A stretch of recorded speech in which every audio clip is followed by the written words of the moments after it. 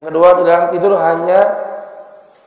hanya berselimut tanpa berpakaian apapun. Mohon maaf ya Pak, kalau kita sudah selesai melakukan hubungan suami istri, kita cuci kemaluan kita berwudu, pakaian, baru tidur. Mohon maaf, ada terkadang sepele. Nek wis ngono, mablak turu wae. Ya kan Pak, tanpa memakai pakaian, enggak dicuci kemaluannya, enggak berwudu. Jadi kalau kita mau menunda mandi wajibnya menjelang subuh, minimal sebelum tidur sudah kita bersihkan kemaluan kita, berwudu, pakaian, bertidur. Kalau mau langsung lebih bagus mandi wajib di malam itu. Kayak tahan jam 11, jam 12. Tapi minimal kalau kita mau menunda mandi wajibnya besok pagi menjelang subuh, minimal sebelum tidur sudah kita bersihkan kemaluan kita berwudu, baru kita tidur. Mohon maaf, kalau mau mengulangi yang kedua kali, disunahkan berwudu lagi. Maksudnya tambo, mentong, disunahkan berwudu lagi sebelum melakukannya.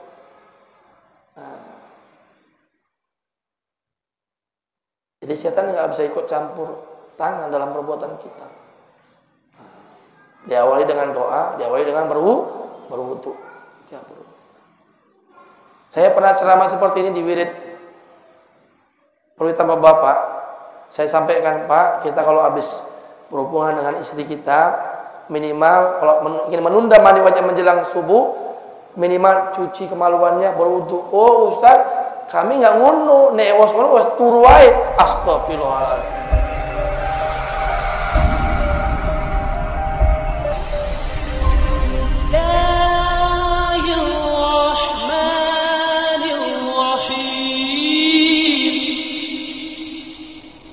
Innalhamdulillah, salatan wa salaman ala rasulillah wa ala alihi wa sahbihi wa mawala wa la hawla wa la quwwata illa billah, amma ba'd.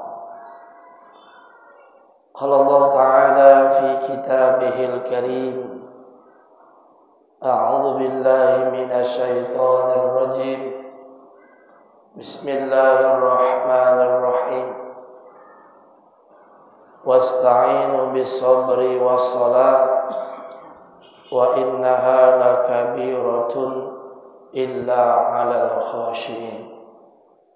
Wa qala Nabi sallallahu alaihi wasallam fi kitabihil hadits, man kharaja fi baitihi fi talabil ilmi fa huwa fi sabilillah hatta yarji', atau kama qala Rasulullah sallallahu alaihi wasallam. Puji serta syukur kita ucapkan kehadirat Allah Subhanahu wa taala atas segala limpahan rahmat, karunia dan nikmatnya kepada kita semua, sehingga pada malam hari ini, di hari Selasa malam Rabu, dalam kajian rutin di Masjid Baitul Salam, mudah-mudahan pertemuan kita pada malam hari ini mendapatkan ridho, rahmat dan barokah dari Allah Subhanahu wa taala. Amin. Amin rabbal alamin. Selanjutnya, salawat beriring salam mari kita sampaikan kepada junjungan kita baginda Rasulullah Muhammad sallallahu alaihi wasallam. Allahumma shalli wa sallim wa barik alaih. Semoga di yaumil mahsyar nanti kita kelak mendapatkan syafaat dari Rasulullah sallallahu alaihi wasallam. Amin. Amin ya rabbal alamin. Bapak-bapak dan saudara-saudara jemaah Masjid Baitul Salam yang dirahmati oleh Allah Subhanahu wa taala. Di awal mukadimah tadi saya sudah membacakan salah satu hadis Nabi, man kharaja fi baitihi fi talabil ilmi fahuwa fi sabilillah hatta yarji'. barang siapa yang keluar dari rumahnya guna untuk menuntut ilmu, mempelajari satu bab ilmu, maka dihitunglah pahalanya seperti orang yang berjihad di jalan Allah, sampai nanti dia kembali lagi pulang ke rumahnya. Mudah-mudahan kita yang hadir pada malam hari ini mendapatkan pahala jihad fi sabilillah. Amin. Amin rabbal alamin. Dan duduk sebentarnya orang yang berada di majelis ilmu atau majelis taklim itu keutamaannya lebih utama daripada mengerjakan sholat sunat 1000 rakaat. Dan keutamaannya lebih utama, kata Nabi, seperti menjenguk 1000 orang sakit. Subhanallah. Maka oleh karena itu, Bapak, istiqomahlah kita di setiap hari Selasa malam Rabu kita melaksanakan kajian rutin kita di Masjid Baitul Salam ini. Insyaallah. Bapak-bapak dan saudara jemaah majelis taklim yang dirahmati oleh Allah Subhanahu wa taala.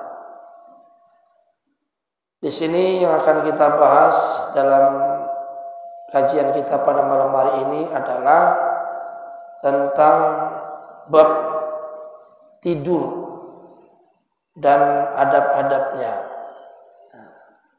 Al-adabu fawqa ilmi. Adab itu lebih tinggi daripada ilmu. Maka biasanya orang-orang yang berilmu itu memiliki adab yang bagus dalam kesehariannya.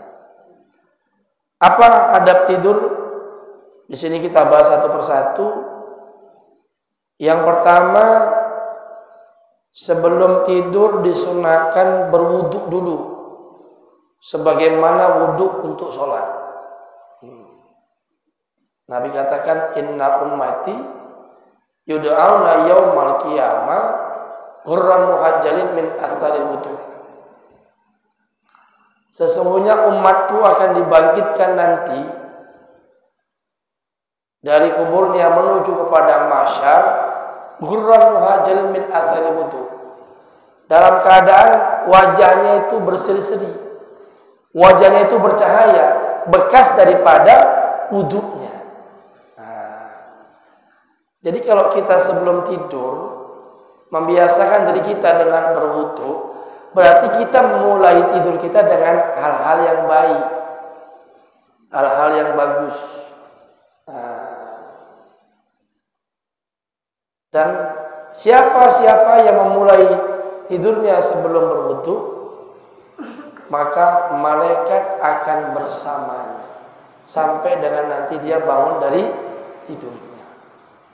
Biasakan Pak berwudu kita. Setelah berwudu, ya, ada beberapa orang itu biasanya melaksanakan sholat sunat tobat, ada yang melaksanakan sholat sunat hajat. Kemudian disunahkan juga selain berwudu sebelum tidur, kita disunahkan mengibaskan alas tidur sebelum dihamparkan. Jadi sebelum kita hamparkan itu disunahkan, kalau bahasa kita itu dikebut-kebutin. Sambil baca la haula wala quwata illa billah. Jadi disunahkan itu. Kibas-kibaskan, dikebut-kebutin. Artinya jangan langsung kita tiduri. Disunahkan dikipas-kipaskan dulu. Kemudian yang ketiga, sebelum tidur hendaknya menghisap diri, yaitu mengoreksi amal perbuatan kita pada hari itu dan berniat lebih baik lagi pada hari berikutnya. Jadi sebelum tidur kita mengoreksi diri. Satu hari ini bagaimana dengan amal ibadahku? Kalau ada yang terlewat sholat duha misalnya, ada yang terlewat baca Quran misalnya, ada yang terlewat sedekah misalnya hari ini, besok perbaiki. Jadi setiap kita introspeksi amal, evaluasi amal. Sehingga hari esok harus lebih baik daripada hari ini. Kadang-kadang kita itu betul-betul pengen istiqomah, rutin berbuat amal terus. Tapi terkadang tadi ada gangguan-gangguan, bisikan-bisikan setan yang membuat kita nggak jadi istiqomah. Padahal Allah tuh suka dengan orang-orang istiqomah. Innal ladzina amanu tsumma istaqamu fala khaufun 'alaihim wala hum yahzanun ulaika ashabul jannah hum fiha khalidun. Sesungguhnya orang-orang yang beriman kemudian dia istiqomah, tetap teguh dalam pendirian, istiqomah dalam ibadah, istiqomah dalam akidah, istiqomah dalam amal, tetap dia teguh pendirian. Dia tidak takut dan tidak pula bersedih hati. Ulaika ashabul jannah. Maka mereka itulah kata Allah yang akan menjadi penduduk surga. Hum fiha khalidun. Dan mereka kekal selama-lamanya dalam surga itu. Selanjutnya, apalagi yang disunahkan sebelum tidur hendaknya berniat untuk bangun tahajud dan mengajak keluarga bersama-sama untuk mengerjakan sholat tahajud. Jadi kita Pak sebelum tidur tuh berniat, ya Allah nanti jam 3 atau jam 2 atau setengah 4 aku ingin melaksanakan sholat tahajud. Bangunkan aku di waktu yang aku inginkan. Seandainya kita terbangun sudah azan subuh, tetapi kita sudah berniat yang baik sebelum memulai kita tidur dengan niat tahajud, kita sudah mendapatkan bagian pahala karena sudah berniat yang baik. Walaupun belum dikerjakan, apalagi dikerjakan. Itulah rahmannya Allah. Kita berniat baik, walaupun belum dikerjakan, sudah mendapatkan pahala. Tapi kalau kita ada niat jahat, tapi nggak jadi dikerjakan, itu nggak dihitung dosa. Itulah rahmannya Allah sama kita. Seolah-olah Allah tidak menginginkan kita itu berdosa setiap hari. Allah menginginkan kita itu berpahala setiap hari. Berniat. Jadi orang yang tidur siang tapi nggak bangun malam, ibaratkan orang yang masak tapi nggak pakai garam. Qalilullah dia, tidur siang dia jam 11, tengah 12, ba'da zuhur, tapi dia nggak bangun malam untuk tahajud bermunajat kepada Allah. Ibaratkan orang yang masak tapi nggak pakai garam. Bagaimana rasanya? Hambar, anyep kalau orang Jawa bilang. Orang enak. Maka satu-satunya ayat yang ada di Al-Quran berkaitan dengan sholat sunat itu hanya sholat tahajud. Di mana itu? Di surah Al-Isra ayat 79. Bismillahirrahmanirrahim. Wa minal laili fatahajjad bihi nafilatan lak asa ayyab'asaka rabbuka maqaman mahmuda. Kata Allah, wa minal lail, dan pada sebahagian malam. Allah enggak katakan wa kulul lail, dan seluruh malam. Kenapa? Allah tahu kita juga butuh istirahat. Allah minta wa minal lail, dan pada sebahagian malam. Maksudnya apa? Sisihkan, jangan semua untuk tidur. Ngapain? Fatahajjad bihi, sholat tahajudlah kamu sebagai suatu ibadah tambahan bagimu. Mudah-mudahan Tuhanmu yaitu Allah Subhanahu wa taala akan menempatkan dirimu maqaman mahmuda, pada tempat yang terpuji, tempat yang terhormat. Maka orang-orang dulu, ulama-ulama kita, mereka kalau sudah bangun jam 2, jam 3, itu nggak tidur lagi sampai menunggu datangnya waktu subuh. Ngapain aja tuh? Selain sholat tahajud mereka berzikir, ada yang baca Quran, ada yang memfatihahkan beberapa orang-orang yang dimuliakan. Betul yang diajar Ustaz Yazid itu. Fatihah 7. Untuk Rasulullah tunggal. Untuk sahabat Nabi yang gacoknya itu Abu Bakar, Umar, Utsman, Ali. Untuk malaikat-malaikat yang begitu banyak itu, gacok-gacoknya itu Jibril, Mikail, Israfil, Ijrail. Ya, untuk wali-wali Allah fatihahkan. Dan kita sering lupa memfatihahkan untuk diri kita sendiri. Kan kita sering kirim fatihah untuk orang, tapi lupa memfatihahkan untuk diri kita sendiri. Ternyata diri kita juga perlu difatihahkan. Walaupun kita masih hidup. Untuk apa? Untuk kesehatan, kelapangan rezeki, jauh daripada bala. Penting. Nah itu. Hadirin yang dirahmati oleh Allah Subhanahu wa taala. Maka sungguh beruntunglah orang-orang yang terbangun di waktu malam.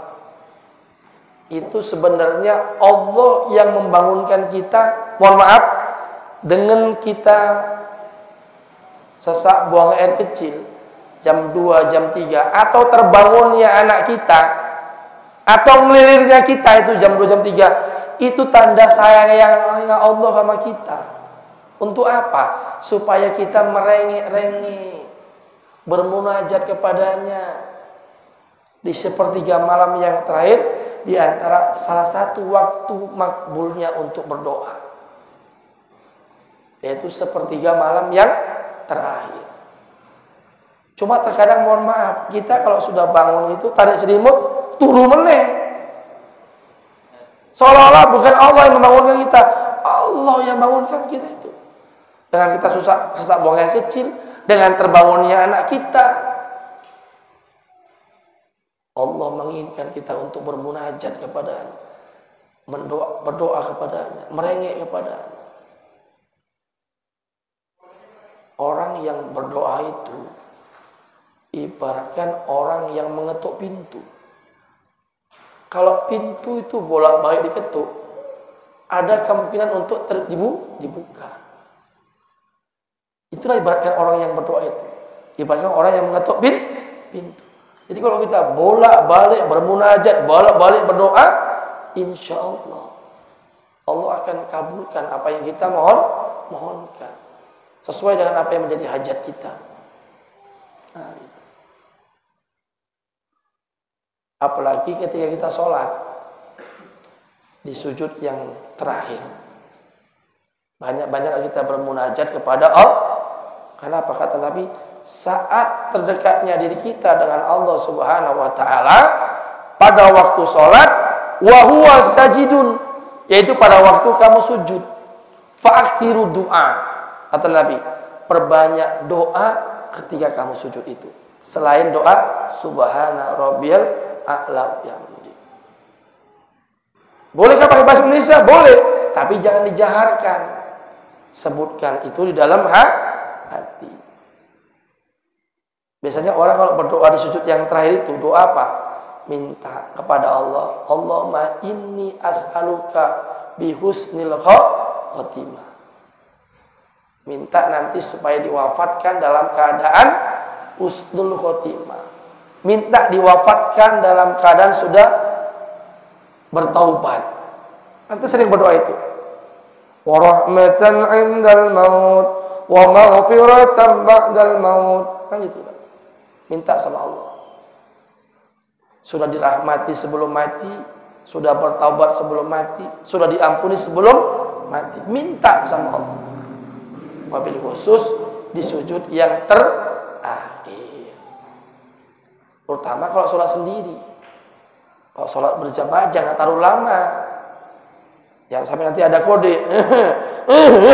Kelamaan kita berarti yang depan itu. Itu yang nabi-nabi kalau lama itu kalau sholat sendiri panjang bacaan Nabi. Itu sholat sendiri. Adapun kalau sholat berjamaah, Nabi meringankan bacaannya. Karena Nabi biasanya kalau sholat berjamaah itu melihat jamaah. Kan di antara jamaah yang itu nggak semuanya muda, ada yang tua, yang nggak tahan untuk berdiri lama. Ringankan bacaan. Tapi kalau sholat sendiri silakan sepanjang mungkin. Kita sering terbalik. Kalau sholat berjamaah panjang-panjang kali, sampai makmum gerutu. Tapi kalau sholat sendiri, kulhu inna toyna.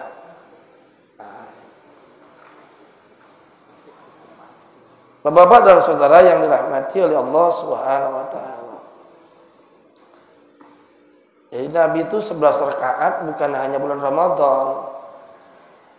11 rakaat setiap malam. Ya, 2 rakaat wudu, sunat wudu, 2 rakaat salat sunat taubat, 2 rakaat salat sunat hajat, 2 rakaat salat sunat tahajud, kan 8. Tambah 3 witir 11. Nabi 11-nya setiap malam. Kita 11-nya setahun sekali, itu pun nggak penuh, bolong-bolong. Itu pun ada yang protes. Ya kan? Nggak usah 23 lah, 11 aja. Nah, semakin banyaknya rakaat yang kita kerjakan dalam sholat itu, semakin banyak nih nilai pahala kita. Dan kadar iman kita diukur dengan itu. Sampai sejauh mana kita bisa menjalankan ketaatan kepada Allah dengan ketaatan yang maksimal, bukan yang minimal. Hari ini iman orang-orang bagaimana? Ketaatannya dengan yang minimal.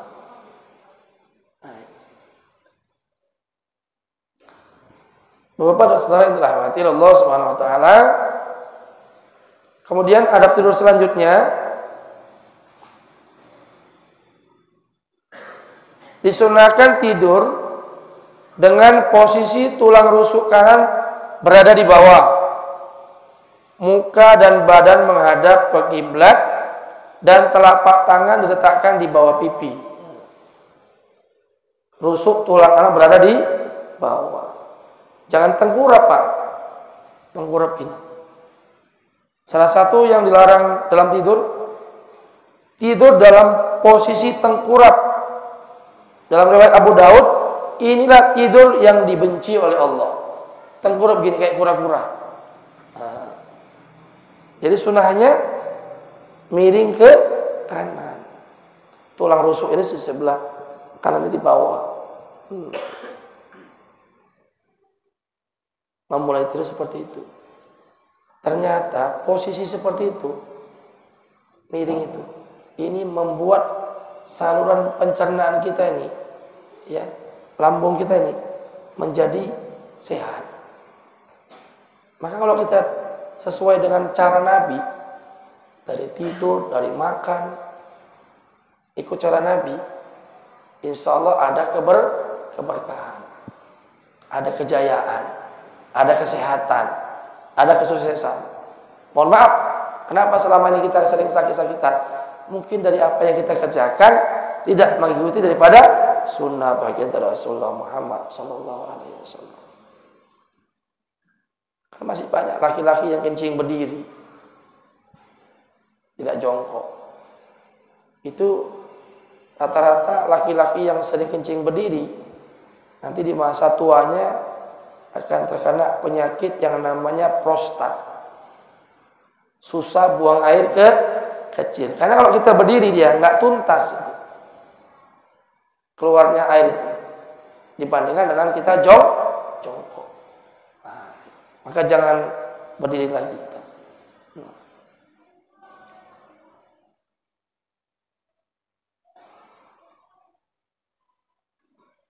Kemudian sebelum tidur hendaknya menjaga aurat walaupun di kamar sendiri. Maksudnya apa itu? Ya minimal kita pakai selimut. Ini. Wanita dianjurkan agar selalu memakai selimut ketika tidur. Selimut. Kemudian sebelum tidur hendaknya menjauhkan benda-benda tajam dari sisi kita, seperti silet, gunting, pisau, parang, dan lain sebagainya.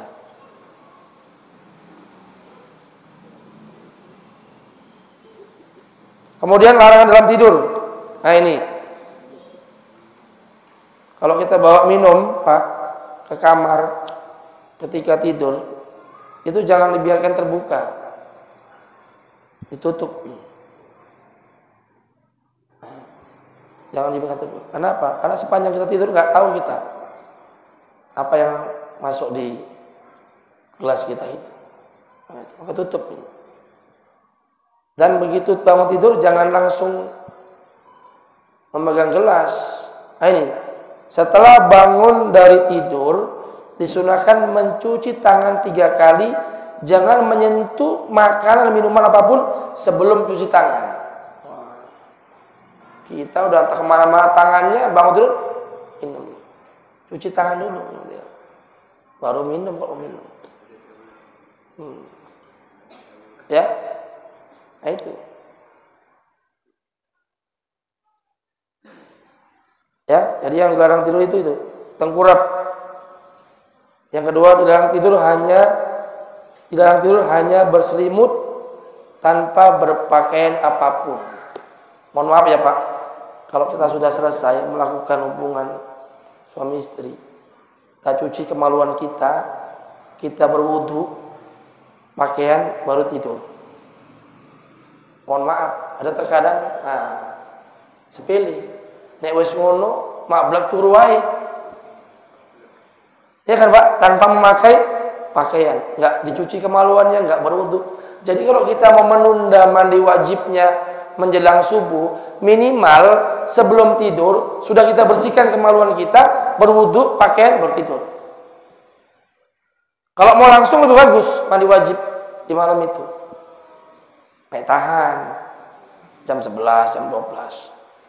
Tapi minimal kalau kita mau menunda mandi wajibnya besok pagi menjelang subuh, minimal sebelum tidur sudah kita bersihkan kemaluan kita berwudu, baru kita tidur. Mohon maaf kalau mau mengulangi yang kedua kali, disunahkan berwudu lagi. Tambo maksudnya mentong, disunahkan berwudu lagi sebelum melakukannya.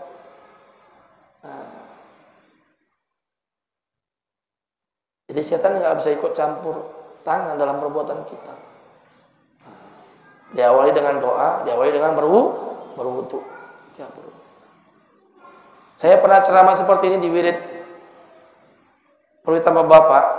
Saya sampaikan, Pak, kita kalau habis berhubungan dengan istri kita, minimal kalau ingin menunda mandi wajib menjelang subuh, minimal cuci kemaluannya, berwudu. Oh Ustaz, kami nggak ngono, nek was turu wae. Astagfirullahaladzim. Pantaslah Pak. Ada keberkahan dalam hubungannya.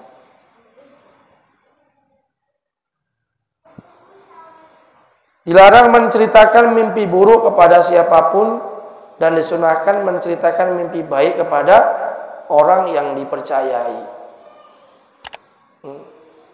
Jadi kalau kita mimpi buruk, Pak, begitu terbangun kita ucapkan a'udzubillahi minasyaitonirrajim dan isyarat meludah ke kiri. Isyarat ya.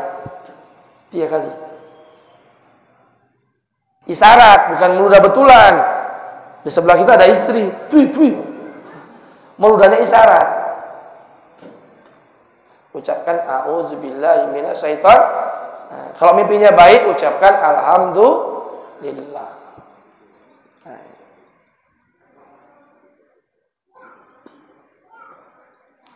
Kemudian qailullah itu disunahkan tuh.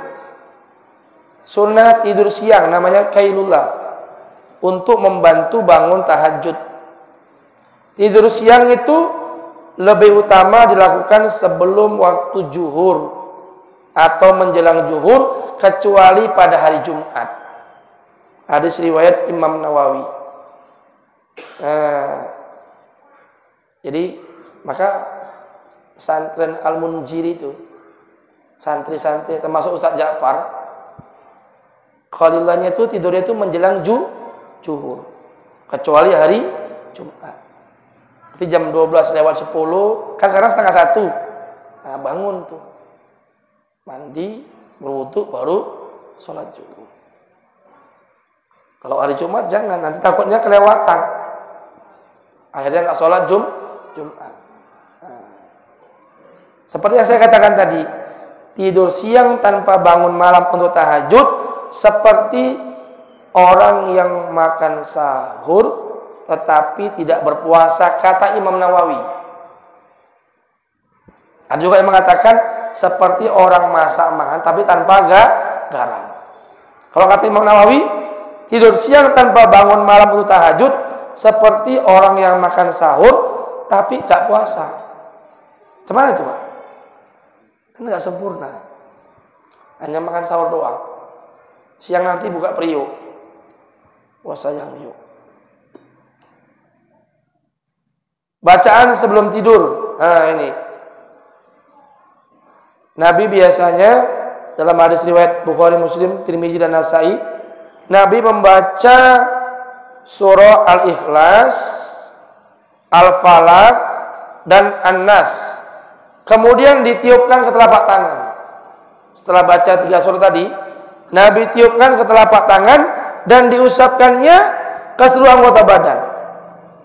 Sebanyak 3. Coba gitu, baca Al-Ikhlas, Qul Huwallahu Ahad, Al-Falaq, An-Nas, tiupkan telapak tangan, usapkan seluruh badan sampai dengan kaki 3 kali. Ini ayat-ayat ruqyah ini, Pak. Kita terkadang lupa meruqyah diri kita sendiri dengan ayat-ayat ruqyah. Perhatikan rata-rata ustaz-ustaz yang meruqyah orang-orang yang terkena gangguan jin, salah satunya yang dibaca apa? Selain ayat kursi, ya surah ini. Al-Ikhlas, Al-Falaq, An-Nas. Biasakan, rutin baca. Itu bacanya sebelum badan direbahkan. Dalam posisi duduk menghadap kiblat. Jangan udah direbahkan baru baca. Masih duduk. Baca itu. Ada juga keterangan dalam hadis yang lain membaca surah Al-Kafirun. Barang siapa yang membaca surah Al-Kafirun sebelum tidur akan terhindar daripada sifat syirik. Hadis riwayat Tabrani, Abu Daud dan Nasa'i. Ada juga dalam riwayat lain membaca surah Al-Mulk. Tabarakalladzi biyadihil mulk wa huwa ala kulli syai'in qadir. Coba itu jadikan amalan rutin sebelum tidur. Dalam hadis riwayat Nasa'i, barang siapa membaca surah Al-Mulk setiap mau tidur akan terhindar daripada azab kubur. Apalagi yang disunahkan? Membaca surah Al-Waqi'ah.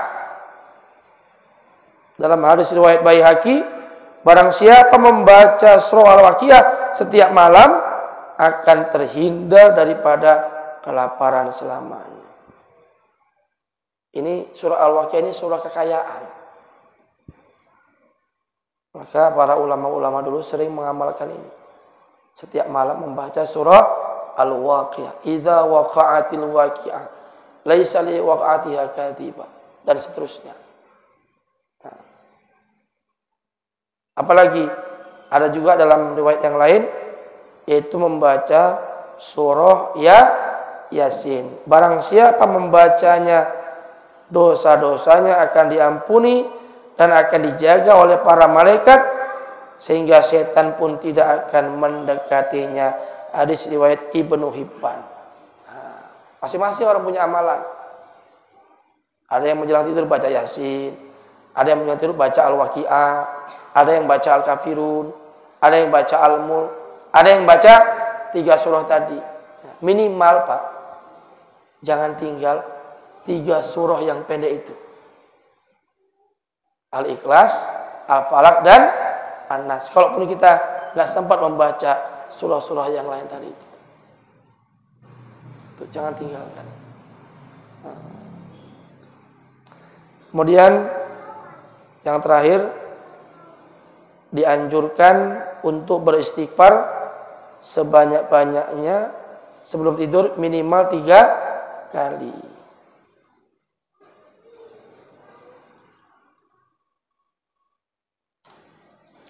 Salah satu yang diapakan itu yaitu Sayyidul Istighfar. Allahumma anta rabbi la ilaha illa anta khalaqtani wa ana abduka wa ana ala hadika. Kalau hafal baca itu. Sayyidul Istighfar. Penghulunya istighfar sebelum tidur.